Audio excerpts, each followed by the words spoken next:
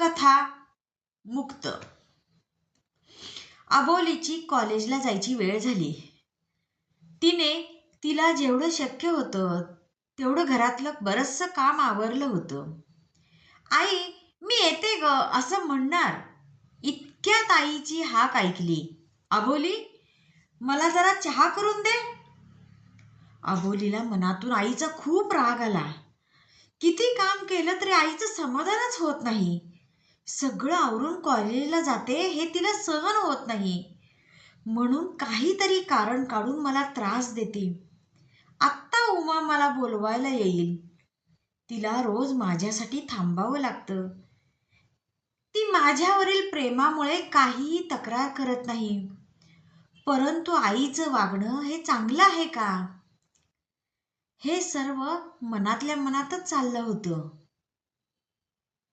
अबोलीची काय बिशाद होती. आई पुढे मोठ्यांदा बोलायची. चेहऱ्यावर राग न दाखवता अबोलीनं दप्तर खाली ठेवलं आणि स्वयंपाकघरात जाऊन आईला चहा करून दिला. आई, आता जाऊ का मी?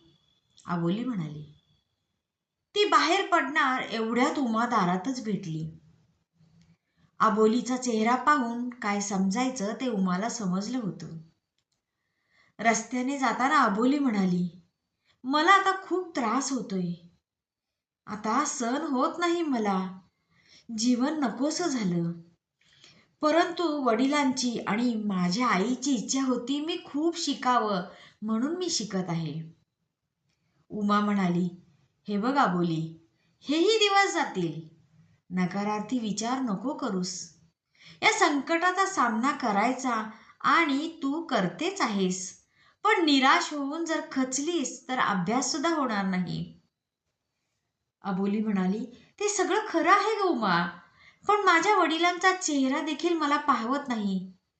आई मला जो त्रास देते तो त्रास पाहून वडिलांना खूप त्रास होतो. आईला समजवण्याचा केविलवाणा प्रयत्न ते करीत असतात, परंतु आई काहीही ऐकत नाही. संदीपला माझी माया येते, परंतु किती लहान आहे तो आणि तो काय करणार. आई बाबांना जिथे दाद देत नाही तिथे त्याचं काय ऐकणार. तरी तो बिचारा अधूनमधून प्रयत्न करीत असतो. मला आता दुःखाची सवय झाली आहे. मला माझ्या आयुष्यात आशेचा किरण येईल असं काही वाटत नाही, असं अबोली रडत रडत म्हणाली. उमाने अबोलीला सावरण्याचा खूप प्रयत्न केला, परंतु अश्रूंनी वाहणेच पसंत केले. उमाला देखील भरून आलं. ती देखील रडू लागली. दोघी अगदी जीवाभावाच्या मैत्रिणी होत्या. उमाने कसंबसं अबोलीला सावरलं आणि त्या कॉलेजमध्ये आल्या.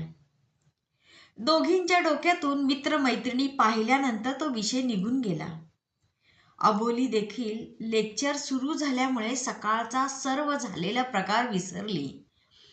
अबोली कॉलेजमध्ये देखील सर्वांची लाडकी होती. कोणाला कधी उलट बोलत नसे, कोणाची निंदा नालस्ती करत नसे. सर्वांशी गोड बोलायची.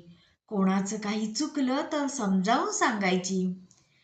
सर्वांना आश्चर्य वाटायचं, एवढ्या लहान वयात सोशिकपणा, समंजसपणा आला कुठून. प्राध्यापकांची सुद्धा ती लाडकी होती. पण सुख जगाला सांगावे आणि दुःख स्वतः सोसावे या म्हणीप्रमाणे अबोली वरकरणी सर्वांना आनंदी भासत होती.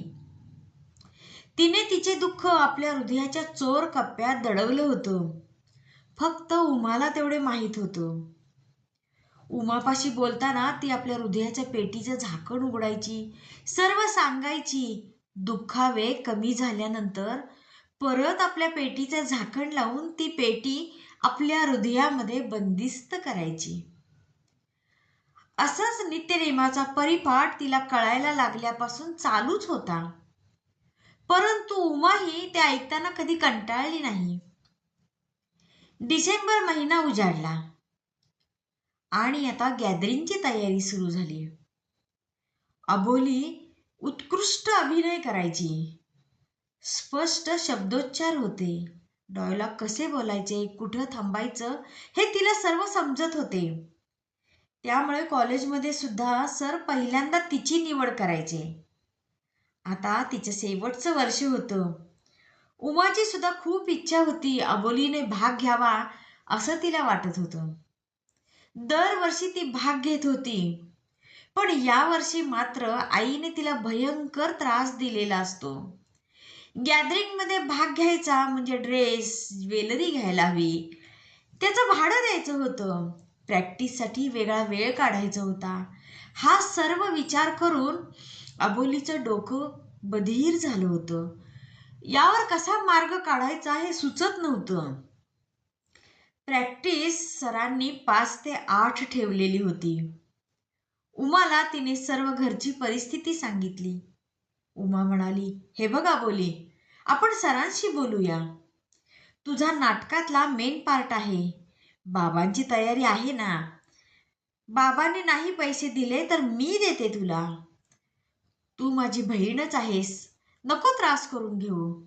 तुला स्टेजवर काम करताना पाहून माझा ऊर आनंदाने भरून जातो, हे तुला नव्याने सांगायला हवे काय?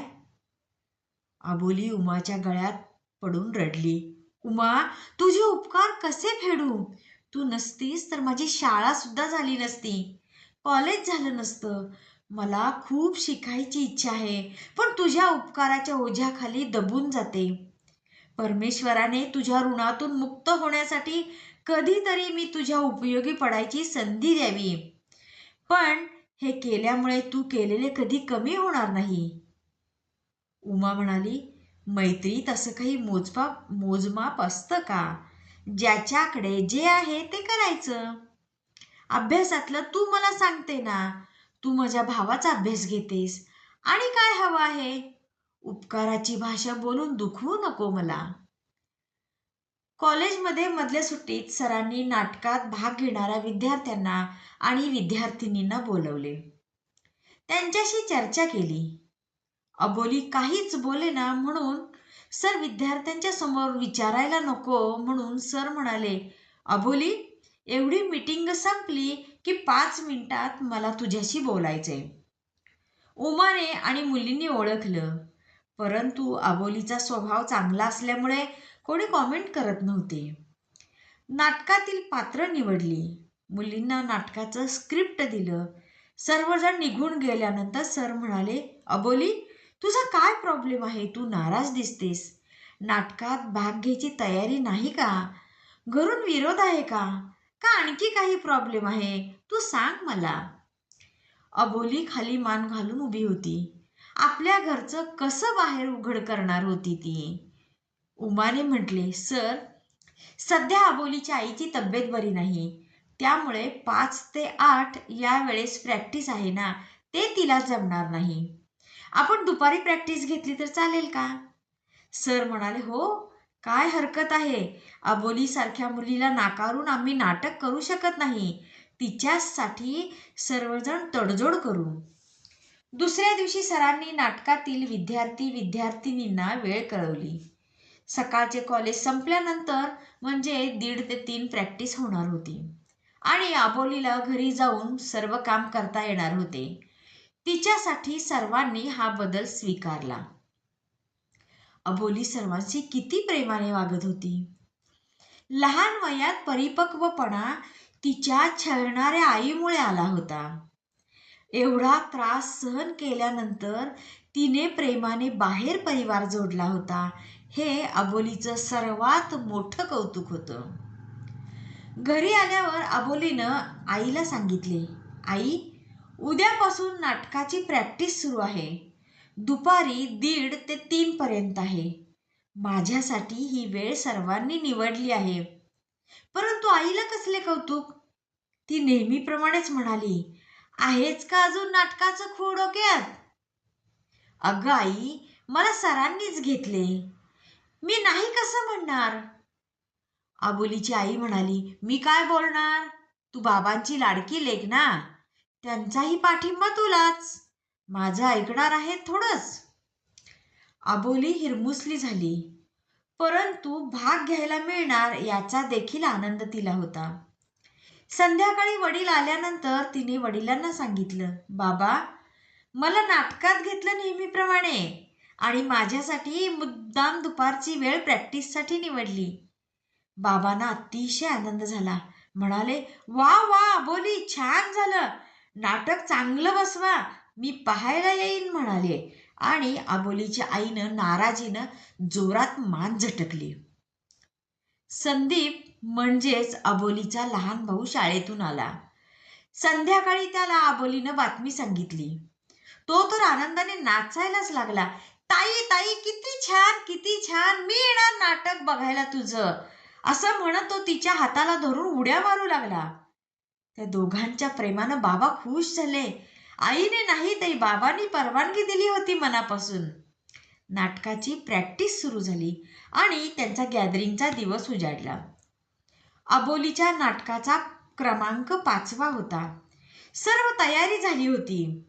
अबोलीचं लक्ष आई, बाबा, भाऊ आलेत का पाहण्यात होतं. तिला एका रांगेत बाबा बसलेले दिसले आणि भाऊ देखील त्यांच्याबरोबर होता. मन सांगत होतं की आई येणार नाही, तरी पण बालमन म्हणत होतं की आई येईल. या आशेनं ती मुलींच्या रांगेत बघत होती. नाटक सुरू झालं तरी तिची नजर आईला शोधत होती, परंतु आई नाही आली हे तिच्या लक्षात आलं. आपल्या मनातलं दुःख चेहऱ्यावर दिसता कामा नये हे सरांनी त्यांना शिकवलं होतं. लगेच अबोली नॉर्मल झाली आणि त्यांच्या नाटकाची अनाउन्समेंट झाली. नाटक सुरू झाले. सर्वांचे परफॉर्मन्स उत्तम झाले. नाटक संपले. टाळ्यांचा कडकडाट झाला. वडिलांच्या कानात तो टाळ्यांचा कडकडाट गुंजत राहिला. त्यांची छाती अभिमानाने भरून आली. बाबा आणि भाऊ प्रथम घरी आले. सर्व आवरून झाल्यानंतर 2 तासांनी अबोली मैत्रिणींबरोबर घरी आली. बाबा तिची वाटच पाहत होते. कधी अबोली येते आणि तिचं मी कौतुक करतोय, असं बाबांना झालं होतं. खरं तर अबोलीची दृष्ट काढायला हवी होती. इतका उत्कृष्ट तिचा रोल झाला होता. परंतु आईला अबोली आवडत नाही. ती कसली अबोलीची दृष्ट काढणार. अबोली घरात आल्या आल्या बाबा म्हणाले, पिल्ल्या, किती सुंदर काम केलंस तू. मला खूप आनंद झालाय. आणि आज माझ्या समोर माझ्या शेजारी बसलेले विद्यार्थ्यांचे पालक होते ना, ते तुझी खूप खूप स्तुती करत होते. मला तुझा खूप अभिमान वाटला. बाबांनी शाबासकी दिली आणि 500 रुपये काढून दिले. बेटा, अशीच मोठी हो. माझा आशीर्वाद तुझ्या पाठीशी कायम आहे. बाबांनी आईकडे पाहिले. आईच्या नजरेत कोणतेच भाव नव्हते. जेवली आणि झोपून गेली. गॅदरिंग पार पडलं. गेट टुगेदर झालं, ते देखील आनंदात पार पडलं. आता परीक्षेचे दिवस जवळ येत होते. अबोलीला वकील व्हायचं होतं. त्या दृष्टीनं अभ्यास करणं भाग होतं. ते घरातलं काम करून, आईची मर्जी सांभाळून, भावाचं वडिलांचं करून तिनं रात्री जागून अभ्यासाला सुरुवात केली.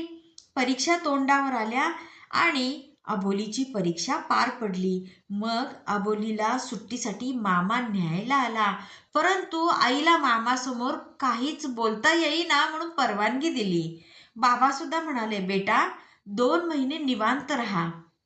आईच्या दृष्टीनं अबोली म्हणजे एक कामवाली मुलगी होती. ती त्याच नजरेनं तिच्याकडे पाहत होती. आई बाबांना नमस्कार करून भावाचा निरोप घेऊन मामाबरोबर अबोली आजोळी आली. 2 महिने तिथं तिचे खूप आनंदात गेले.